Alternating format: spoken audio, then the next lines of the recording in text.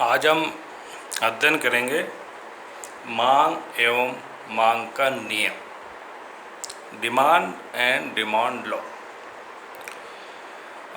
सामान्य तौर पर या आम व्यक्ति मांग और इच्छा को एक ही मान लेता है, यानी इच्छा ही मांग और मांग ही इच्छा, ऐसा सामान्य व्यक्ति मानता है। लेकिन हम लोग अर्थशास्त्र में इच्छा और मांग को अलग अलग बताते हैं।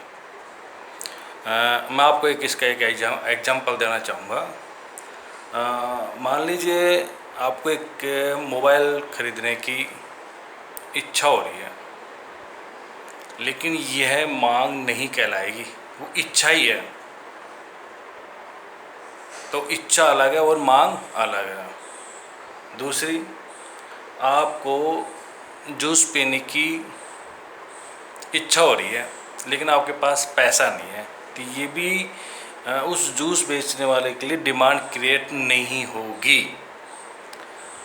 और एक ये भी है कि जैसे आपको पास खरीदना भी चाहते हो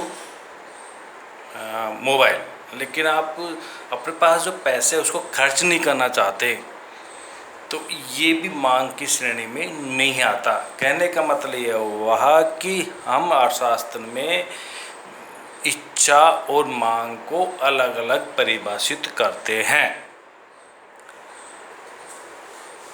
एक इच्छा तभी मांग कहलाएगी जब वह निम्न चीज़ों को या निम्न तत्वों को पूरा करेगी। तो इसका मतलब ये हुआ, किसी भी वस्तु की मांग में निम्न तत्वों को जोड़ते हैं, ये फैक्टर्स उसमें जुड़ जाएंगे तो वो कहलाएगी मांग। इस मांग के अंतर्गत इच्छा भी एक तत्व है, एक एलिमेंट्स है इच्छा भी। कहने का मतलब है कि मांग एक वृहद स्वरूप है और इच्छा एक छोटा सा स्वरूप है, एक पॉइंट है इच्छा तो मांग की। तो आपको तत्व बताते हैं जिनको अगर हम लोग मिल जाएंगे, उस सभी तत्व आपस में योग हो जाएगा, उनको जोड़ देंगे तो वो कहलाएगी मांग, किसी वस्तु की मांग। पहला है वस्तु की इच्छा होनी चाहिए, उस वस्तु की इच्छा होनी चाहिए, पहला हमारा जो पॉइंट है इच्छा होनी चाहिए। दूसरा, उस वस्तु को खरीदने के लिए हमारे पास पर्याप्त पैसा होना चाहिए। पैसे को हम बोलते हैं इकोनॉमिक्स में साधन। उस वस्तु की, जिस वस्तु की इच्छा है, उस हेतु हमारे पास पर्याप्त साधन होने चाहिए, यानी पैसा होना चाहिए। नंबर 3, हमारे पास पैसा भी है, लेकिन उस पैसे को खर्च करने की तत्परता भी होना चाहिए। जैसे इच्छा भी है और पैसा भी है, वो मांग के श्रेणी में नहीं आएगा।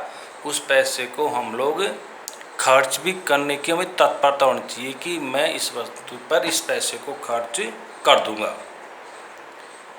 फिर चौथा पॉइंट है, उस वस्तु की एक निश्चित कीमत भी होनी चाहिए। कीमत असमान नहीं होनी चाहिए, मतलब एक निश्चित कीमत होनी चाहिए जिस पर क्रेता और विक्रेता दोनों में सहमति हो, खरीदने वाला और बेचने वाले में सहमति हो। ऐसा नहीं है 5 रुपये का पेन है, मांग रहा है बहुत ही ज़्यादा 1000 रुपये, तो फिर वो बंदा जो पेन खरीदने गया, उसकी इच्छा भी है पेन खरीदने की, उसके पास पैसा भी है और पैसा भी खर्च करना चाहता है, लेकिन कीमत ही इतनी असमान है 1000 रुपीज़, तो फिर वो मांग के श्रेणी में नहीं है। तो ये कहने का मतलब है कि निश्चित कीमत भी होनी ही चाहिए। और पांचवा जो लास्ट पॉइंट है वो एक निश्चित समयावधि भी होनी चाहिए। ऐसा नहीं है कि मेरे पास इच्छा भी है पेन खरीदने की और मेरे पास पैसा भी है, पैसे के अलावा मैं पैसा खर्च करने के लिए तत्पर भी हूँ और एक कीमत भी उसकी फ़िक्स हो जाती है 5 या 10 रुपये, लेकिन मैं कहूँगा नहीं मैं साल या 2 साल बाद में इसको खरीदूँगा, तो वो मांग की श्रेणी में नहीं आएगा। अब मैं आपको एक साथ दोहरा देता हूँ इस चीज़ को। मांग के लिए 5 तत्व आवश्यक होते हैं। नंबर 1, वस्तु की इच्छा। नंबर 2, वस्तु पर साधन, खर्च करने के लिए साधन, पैसा, इनकम या आय होनी चाहिए।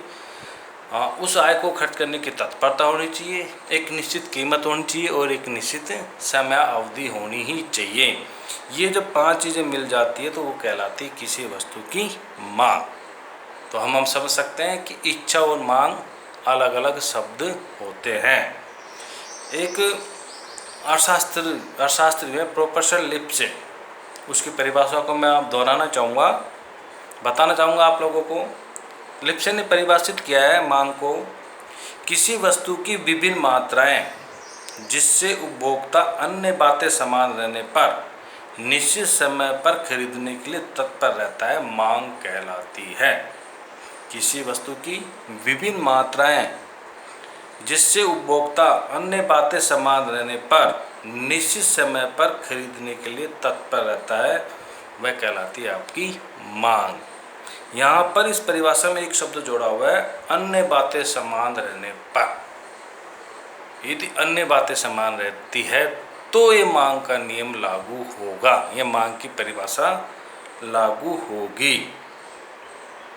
तो ये 5 तत्व मिलकर मांग में ये मांग कहलाते हैं। अब पढ़ते हैं मांग का नियम।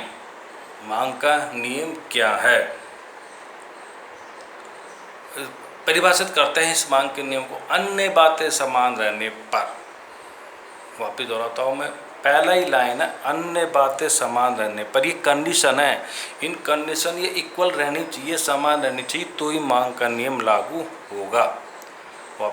तो अन्य बातें समान रहने पर यदि किसी वस्तु की कीमत बढ़ती है तो उसकी मांग की मात्रा घट जाती है, और यदि वस्तु की कीमत घटती है तो उसकी मांग की मात्रा बढ़ती है। यहाँ पर 2 चीज़ें हैं, कीमत और मांग की मात्रा में संबंध बताया जाता है। कीमत घटती है, मांग की मात्रा बढ़ जाती है, और कीमत विपरीत, दोनों आपस में विलोम से पाया जाता है, नेगेटिव रिलेशन पाया जाता है। कीमत घटती है, मांग की मात्रा बढ़ जाती है, कीमत बढ़ती है, मांग की मात्रा घट जाती है। यही है मांग का नियम। लेकिन कब लागू हो गए, अन्य बातों के समान रहने पर। अब अन्य बातें क्या क्या है ये हम अगले वीडियो में इसको दिखाएंगे। फिलहाल हम यहाँ मांग के नियम के बारे में ही, इसके बारे में हम आपको बताएंगे। तो अब इसमें एक चीज़ और देखने वाली है कि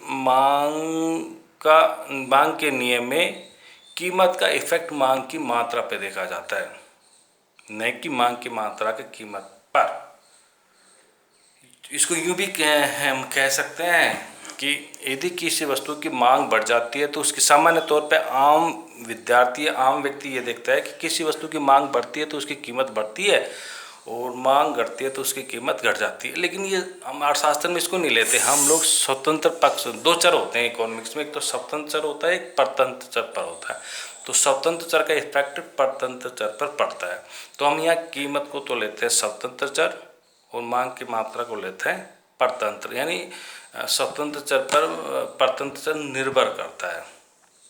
तो कीमत का प्रभाव हम लोग यहाँ मांग की मात्रा पर देखते हैं, नहीं कि मांग की मात्रा का प्रभाव कीमत पर।